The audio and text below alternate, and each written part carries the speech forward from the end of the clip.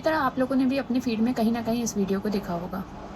इस वीडियो में हमें साफ दिख रहा है कि नाई के यहाँ गर्दन की मसाज कराने के दौरान इस व्यक्ति को पैरालिसिस हो गया। मेरी लास्ट वीडियो में मैंने आप सबको बताया था कि कैसे नेक क्रैकिंग पैरालिसिस कॉज कर सकती है। और प्लीज़ इस वीडियो को ज़्यादा से ज़्यादा शेयर करें सो दैट आपके जो क्लोज वंस हैं, जो अगर सच में नाई के यहाँ जाके मसाज करवाते हैं, तो उस चीज़ को बंद करें, क्योंकि लाइफ इज़ वेरी प्रेशियस।